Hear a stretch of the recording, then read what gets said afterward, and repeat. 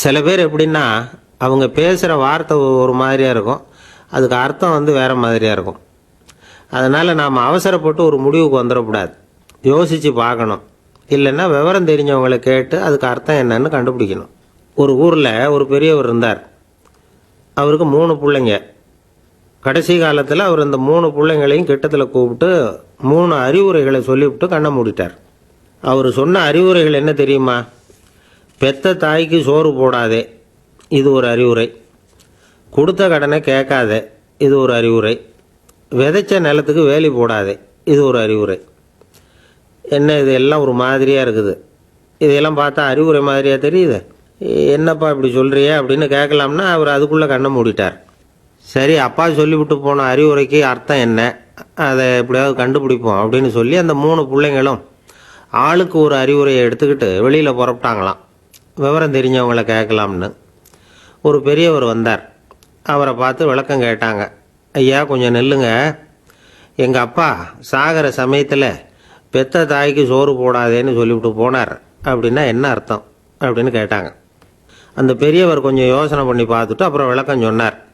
பெத்த தாய்க்கு சோறு போடாதேன்னா பொதுவாக வயசானவங்களுக்கு அடிக்கடி கோபம் வரும். மருமகளோ மற்றவங்களோ சோறு போட்டால் சீராக போட்டால் ஐயோ குறைச்சி போடுறாளே, தாராளமாக போடுறதுக்கு முன்னாடி சோத்தை வச்சுருங்க, அவங்க வேணுங்கிறத எடுத்துக்கிட்டோம்னு அர்த்தம் அப்படின்னு விளக்கம் கொடுத்தாரு அந்த பெரியவர்.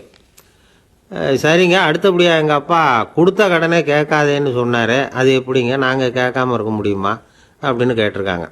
பெரியவர் சொன்னார், கொடுத்த கடனை கேட்காதேன்னா கடனை கொடுத்துட்டு அதை கேட்டு வாங்குற அளவுக்கு நடந்துக்கிறவனுக்கு கடன் கொடுக்காதேன்னு அர்த்தம். கொடுத்த கடனை கேட்காமலே திருப்பி கொண்டாந்து கொடுக்குற நல்லவங்களாக பார்த்து கடனை கொடுக்கணும்.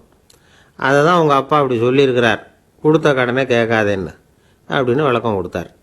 உடனே இவங்க அந்த 3வது விஷயத்தையும் சொல்லி விளக்கம் கேட்டாங்க. விதைச்ச நிலத்துக்கு வேலி போடாதேன்னு சொன்னார், அது எப்படி வேலி போடாமல் இருக்க முடியும் அப்படின்னு கேட்டாங்க.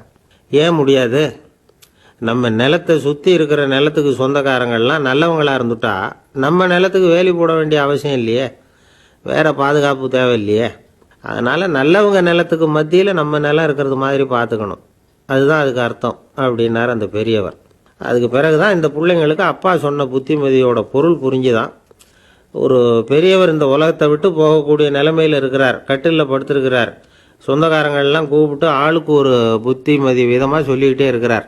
அவங்கெல்லாம் கிட்டத்தில் அவர் சொல்கிற புத்திமதியை கேட்டுட்டு போகிறாங்க. கடைசியாக அவரோட மனைவி கிட்டத்தில் வந்தாங்களாம். எனக்கு என்ன புத்திமதி சொல்லிட்டு போகிறீங்க அப்படின்னு கேட்டிருக்காங்க. உனக்கு எதுவும் புத்திமதி சொல்ல வேணாம்னு நினைக்கிறேன்னாராம் அவர். ஏன்னு கேட்டாங்களாம் இவங்க. இது வரைக்கும் நான் சொன்ன எந்த புத்திமதியை நீ ஒழுங்காக கேட்டிருக்கிற அப்படின்னு சொன்னாராம் அவர்.